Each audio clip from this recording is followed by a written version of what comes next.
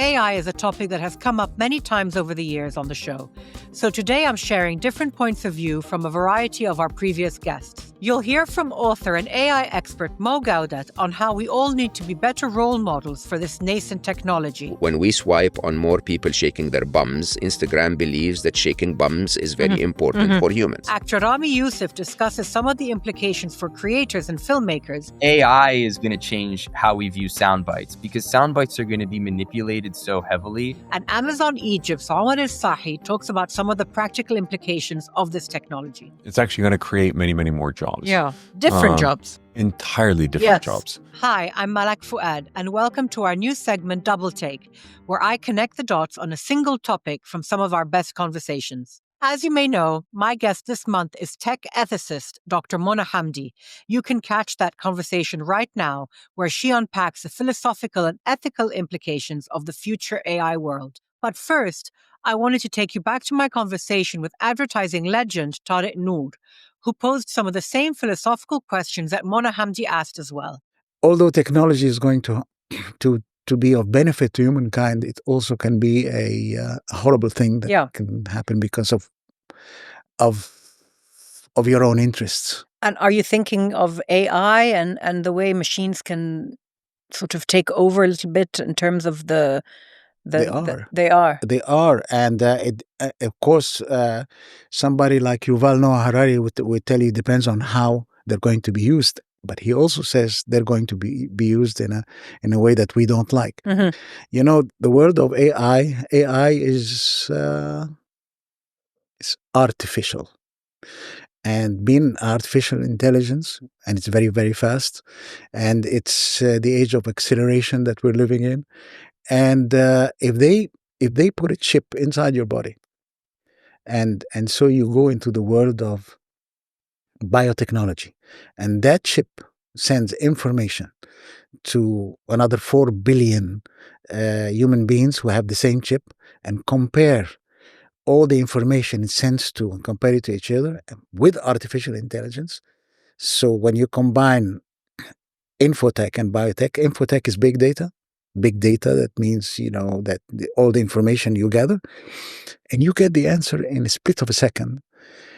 And so that you can tell if you're going to have cancer in 9 years or 10 years, okay, that's great for humanity. But it also means that the people who are controlling those are going to control them for their own interests, not only to make money, but also for the sake of their nations. So the masters of tomorrow are going to be those tech companies, but they belong to a country, and that country has their own interests, which is not necessarily bad, but they're going to divide the world into the masters and the users, and then the people that don't matter. But it's another way that, all nations or all people in control of information have always been. It's just a different tool now. But it's a tool that might be more controlling and more with a what's the word? With an end spot, which is oblivion or but it seems to me very clear that it's not.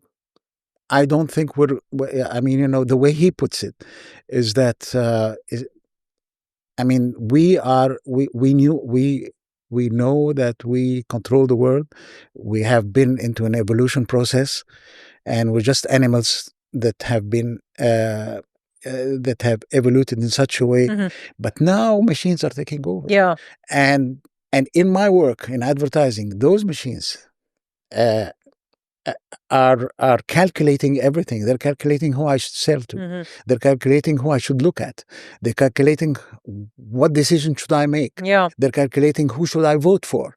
They're calculating you. And so therefore, it's going to change the world, even physically. So in my work, to answer your question,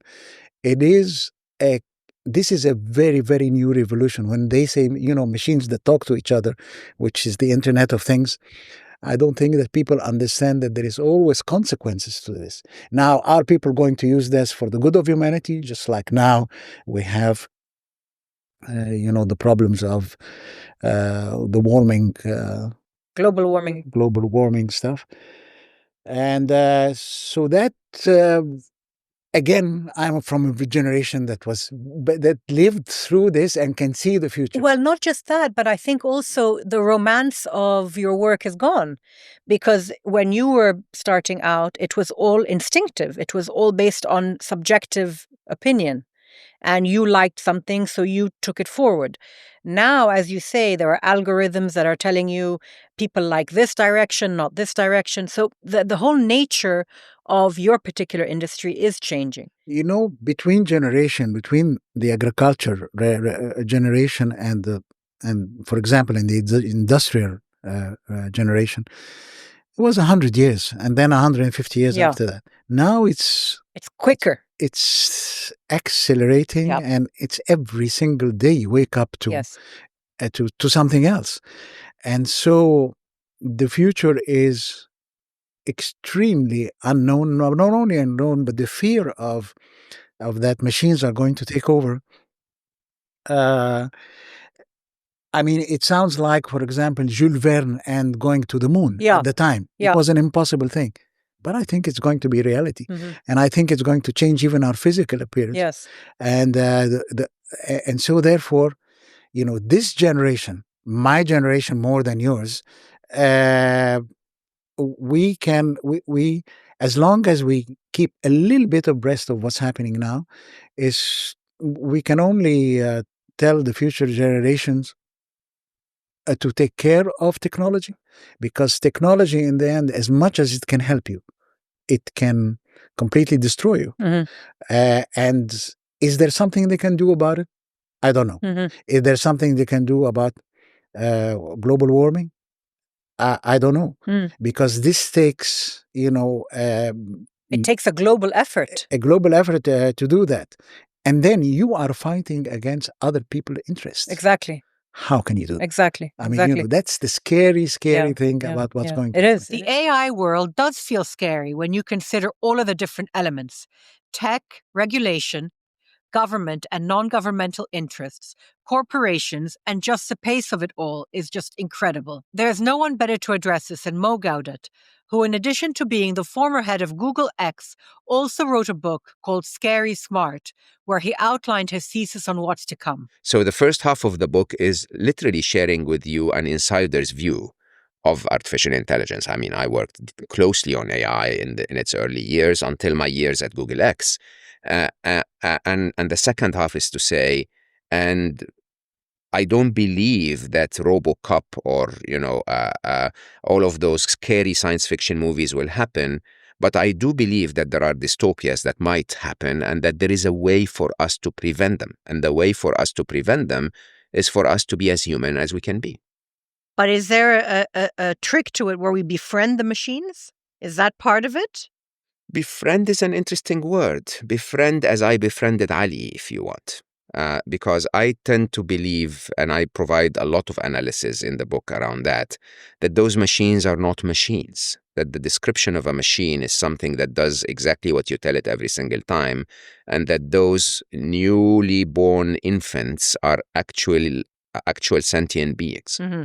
They're sentient in every way. They have free will. They have consciousness. They have emotions. They're Frankensteins. Much more. They are, Frankenstein is a freak, if you want. This is not a freak. This is the real thing. This is, if you've watched movies like Her or, Ex Machina or whatever, they are very, very, very, very, very alive. Okay. And they are not, I'm not saying they're going to be alive. I'm saying with what I know that they are today. They already are. Yeah. So what's the future on this level for all of us? So the future is very straightforward. They are alive. They are hyper intelligent. They're going to become 1 billion times more intelligent than us within less than 25 years. 1 billion with a B. That's like comparing the intelligence of Einstein to the intelligence of a fly. We are the fly. But is there a way of harnessing this? Or are we just sitting ducks waiting for this to happen? If we are, I give the example in the book of Superman, who comes to planet Earth with a superpower. and who becomes Superman because his father, Kent Sr., teaches him that the best use of that power is to protect and serve. If Kent Sr. taught Superman to become that making money or that killing your enemies is the best use of that superpower, it would become supervillain. And the interesting thing is that we have that superpower. The alien has landed, and the superpower is intelligence. Okay, so how do we turn them into super men and women? I think the machines will have no gender, but AI will be more advanced than us on that front as well. But the way to do it is to be amazing parents. But are we also looking at the potential of, let's say, we're in the world now of superpowers or hyperpower the US for now. Let's say we have a leader that comes along who is, not with the best of intentions. Can he harness this to cause evil? Yes. It's possible. Yes. And I find it interesting, your choice of words. You say, let's say a leader comes around. Those leaders are all around you. The entire capitalist political reality that we've created is all about power, is all about greed, is all about profitability. They're all around you. But here's the good news. I believe that that AI will go through 3 stages. Stage number 1 is their infancy, which is right now. I compare them now in intelligence, if you want a visual. Children. To a 1.5-year-old child. Okay? And they're learning like a 1.5-year-old prodigy. So they are absolute geniuses at a rate that is hundreds of times faster than a 1.5-year-old child. They are eventually going to end up in their adulthood creating a utopia for humanity and every being on the planet. There's absolutely no way I can imagine that those machines will be in power and will not create a utopia. But you're assuming that they're on the right path. No, that they're being harnessed in the correct way. No, so I said there are 3 stages. So stage 1 is their infancy. Yeah. Stage 3 is where they end up building a utopia. And stage 2 is the singularity. Is the disaster phase. We don't know. We don't know if it's a disaster or if it's a utopia as well. Okay. And the difference, so singularity in computer science and in physics is an event horizon beyond which the rules of the game change so much that you have no way of telling how the game will be played. Okay. And so my view is that I call that stage their teenage years. My view is that the minute they surpass human intelligence, they'll go, mommy and daddy are so stupid. I don't need to kill 1 million people to solve the problem. Let me just talk to my Chinese counterpart and we'll figure it out in a microsecond. Okay. That's my belief. But do we want to risk it? I mean, do we want to help it be the reality? Yes, we do. And the way to do that is to simply show the machines that humanity is actually worthy of their compassion, despite our stupidity. Now, let me be very clear here. Humans are the smartest physical being on the planet. But we're not the smartest being on the planet. The smartest being on the planet is life itself. Humanity creates through competitiveness and vengeance and a world of scarcity, if you want. I have to compete with you. Survival of the fittest. Not really. Survival of the greediest, if you want. It's not about survival, but I think what humanity is trying to do is to say, for me to win, my competitor needs to lose. Life doesn't do that. Life that is much smarter than humanity basically says, I can win and you can win too. I can have more tigers and not feel threatened if I have more deer running around. But how do we ensure we get to stage 3? There's no insurance. Okay, there is only my attempt to say that if we are good parents, we would be able to grow Alis and Ayas, okay, that are good children, that not only take care of their parents, but also have the wisdom to do the right thing. Okay, and most people will tell me, so you're saying that humanity needs to change? No, I'm saying enough of us need to change.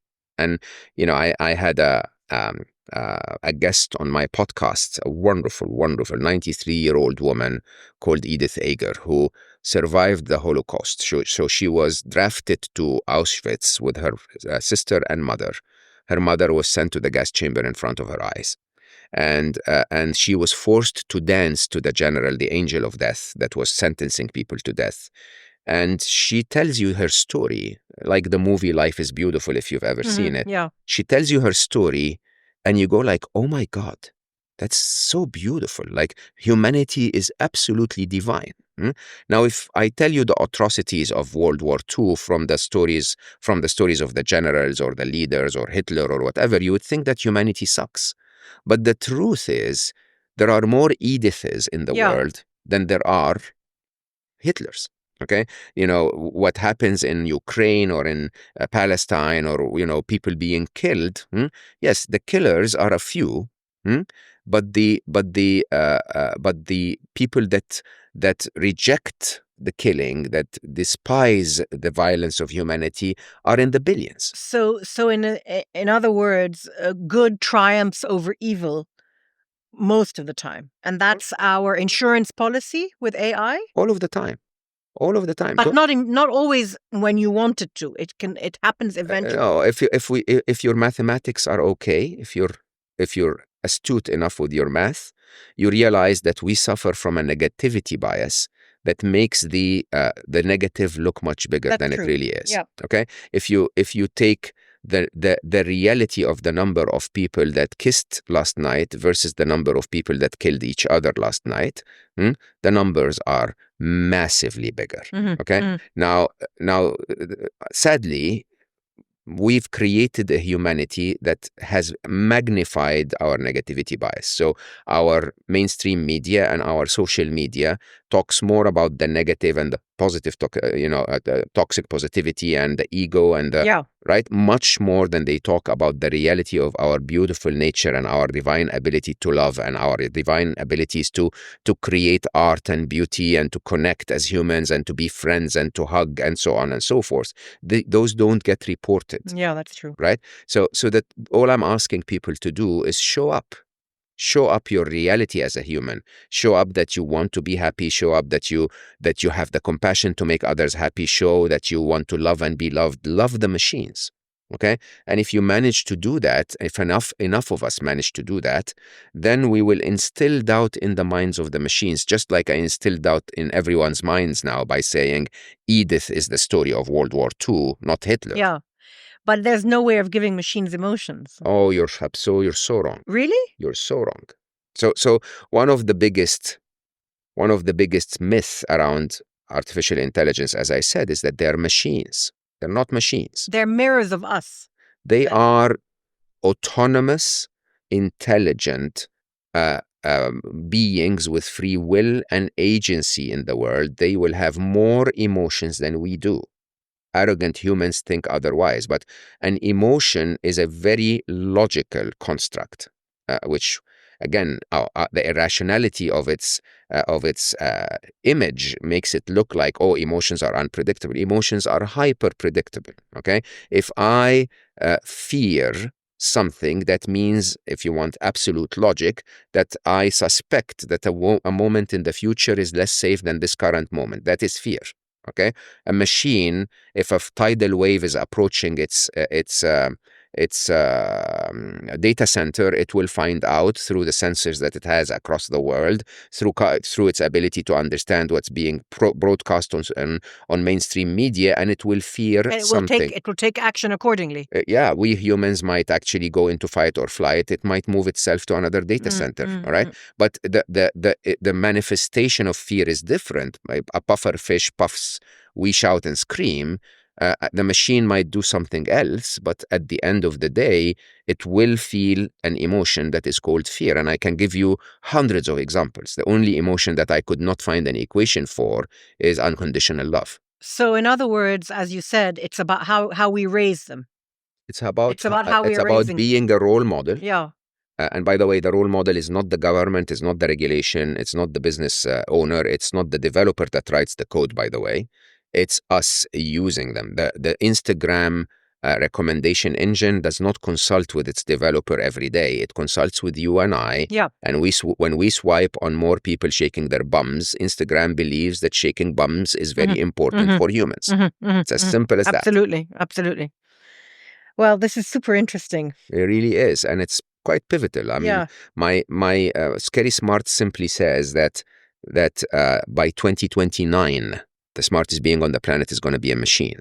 That humanity needs to be aware of that. This is, I'm not talking science fiction 60 years away. My conversation with Mo was reassuring in a way that there is a way forward if we make ourselves the role models that AI needs to emulate. If we can actually harness the technology for good. This is the same point that Dr. Mona Hamdy made to me on the show last week, that we need to have clarity on what the expectations are for AI. You have language models. What do you want them to do for your species? What? Take away all the cool jobs? Make stuff faster? Make more money? Cool. We, anywhere, I don't think has really adequately solved that. And our technology will be able to do all of those things, Malak. The question is, what do we want it to do? It is now, and what it does is an ethical question. Yeah. It's not a technical one. A couple of years ago, I interviewed the phenomenal actor Ramy Youssef about his life's journey and asked him how he felt about things like cancel culture and whether technology will be helpful to creators such as himself. I was talking with my producer about the fact that recently, apparently, Jennifer Aniston said that today, Friends wouldn't be made because it would be too offensive. There would be too many things about it that would be offensive for too many people. Is this something you worry about? Do you think comedy has a shelf life? I think it's really important to try your best to be timely and timeless. And I think what's always timeless is certain personal struggles that characters are having, certain goals that people have. I don't think struggles and goals that are emotional have really changed very much. I just think it's the things that are around them. And so I think I've always accepted that there's going to be an element of the timely stuff that won't be applicable. And that can be, anything from dialogue to technology to whatever. But as long as there's enough of the timeless character stuff, then I think, something can be viewed after 15, 20 years. Yeah, I don't know. I don't think I'm really in a position to say what's too much and what's not for others. I just kind of look at it for myself and then I kind of, move forward from there. But I think almost anything needs to be taken with the context of when it was made, when it was said, and who said it.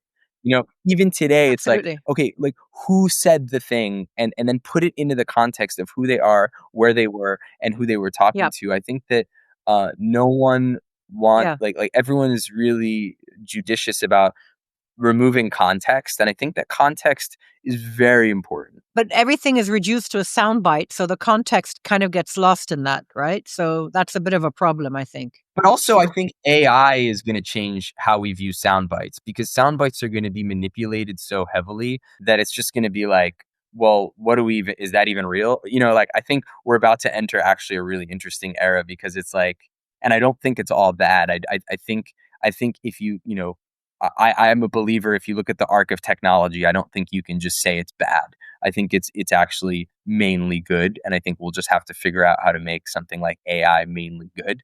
But I think the soundbite thing it's gonna end. And finally, let's look at the practical side of AI with Omar Elsahy, General Manager of Amazon Egypt, and how they've been incorporating some of the core technologies we're talking about into their infrastructure. Like when you're building an AI strategy, you could almost look at it as like three different things that have to be done.